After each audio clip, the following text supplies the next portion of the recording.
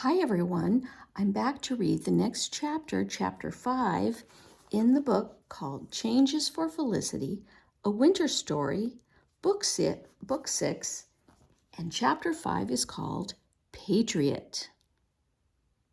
Felicity, wake up!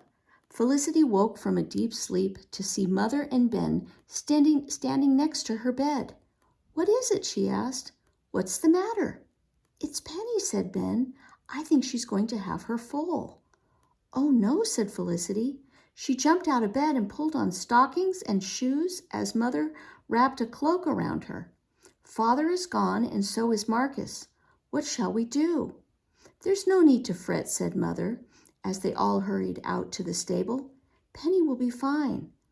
Ben lit a lantern and hung it on a nail in Penny's stall. Penny was lying on the straw. Her sides were heaving. Felicity knelt down and stroked Penny's neck. Penny, Penny, my girl, murmured Felicity. Oh, Penny, are you all right? Ben looked worried. The foal is having trouble. He said, something is not right. I don't know what to do. We need to get help. Felicity stood up. Mother, you hold Penny's head and try to keep her quiet, she said. I'll go get help. Take the lantern, called Mother, but Felicity did not need the lantern, though the night was starless. She knew the way through the garden, through the dark streets, past the sleeping houses, to the edge of town. She had run this way many, many times on those cool mornings before the dawn when she had sneaked off to see Penny in the pasture. She knew exactly where she was going to find Mr. Nye. Mr. Nye's house was a tumble-down shack next to the tannery. It looked ghostly and forbidding, blacker than the night around it. Felicity pounded on the door. Mr. Nye, she cried. Please, please help me. The door opened and Mr. Nye stood there, holding a candle that cast light on his craggy face.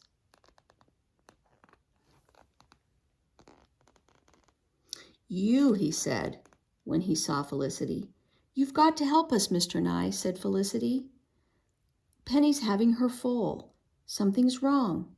Mr. Pellman, the jailer, said you know all about animals. Will you come help? Mr. Nye stared at Felicity. It was you, wasn't it, who brought the blanket and the medicine to me? He said in a gruff voice, and it was your grandfather who left money for me. Don't say it wasn't. I know it was. I owe you a kindness. I'll come with you now. Please make haste, said Felicity. We've no time to spare. Never in her wildest dreams could Felicity have imagined that she would be running through the night with Mr. Nye, very glad that he was by her side. But she was. Together they ran to the Merriman stable and hurried inside. When Mr. Nye came into the lantern light and Mother and Ben saw him, they looked horrified. What are you doing here? Ben said. Get away. If you hurt Felicity or Penny, I'll kill you. Mark me, I will. It's all right, Ben, exclaimed Felicity. I brought him here. He knows how to help Penny. Ben looked confused. It's all right, Ben. He is a friend. Mr. Nye turned to Felicity. You'll have to keep your horse calm, he said. If she moves suddenly, when she sees me, it'll hurt her and her foal. And I don't reckon she's forgotten or forgiven me for the way I treated her. I'll keep her calm, said Felicity. She and her mother knelt by Penny's head. They stroked and murmured soothing words. Mr. Nye did not make a sound. All his movements were sure. His touch on Penny was gentle, and in a short time, her foal was born. Felicity looked at the beautiful little colt lying on the straw next to Penny. He was black and shiny, with spindly legs. Grandfather was right, she thought. Nothing is happier than a new life starting. Oh, Penny, she whispered, your colt is perfect. She hugged Penny, and then she hugged Mother. When she looked up to thank Mr. Nye for his help, he was gone. Oh. Ben grinned at the colt. He's a gawky little thing, isn't he? But he'll grow into those legs, he said. He'll be a beauty, just like his mother. And just as spirited, too, said Mrs. Merriman. Aye, said Felicity. I am sure this colt will be full of independence, just like Penny.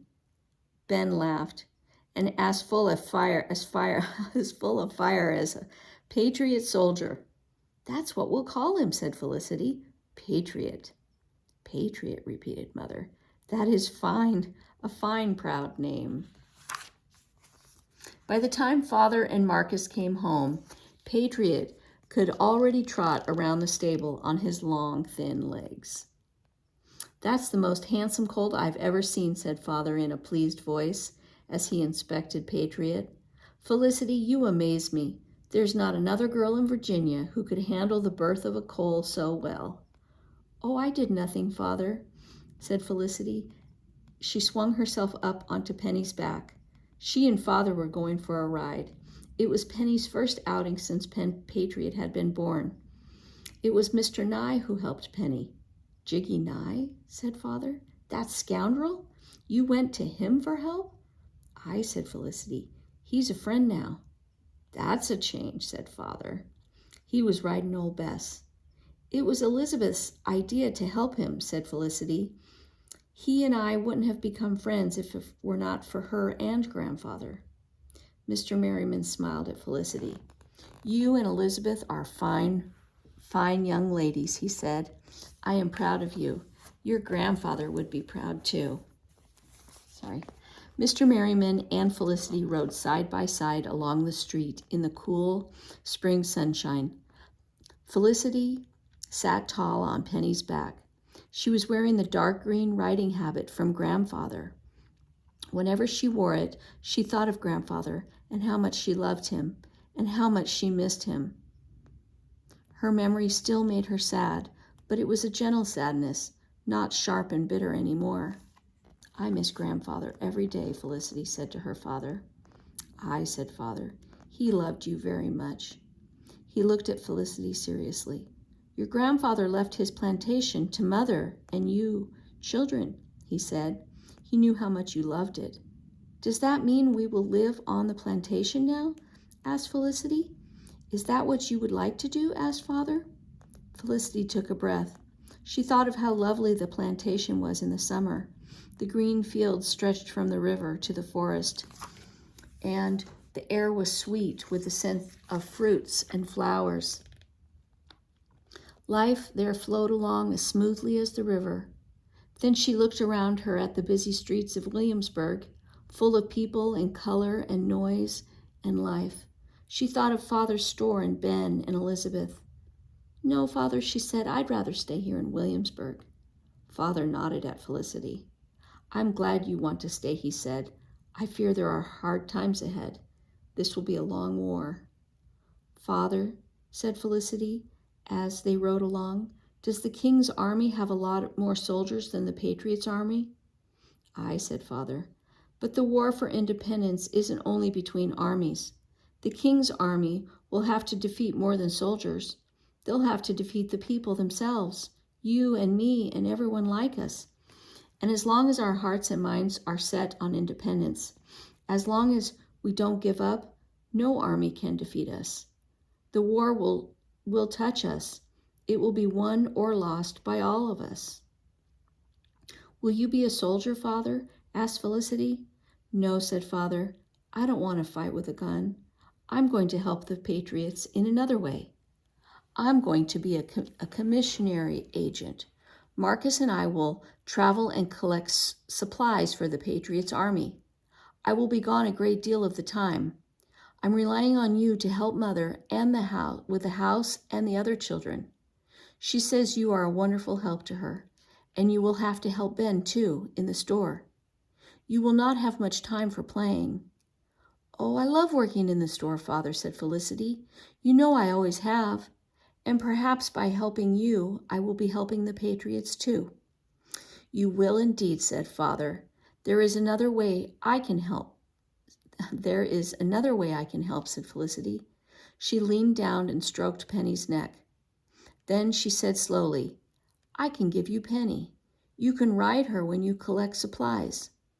"Lizzie," said Father, "I know you love Penny very much. Wouldn't it be hard for you to be separated from her?"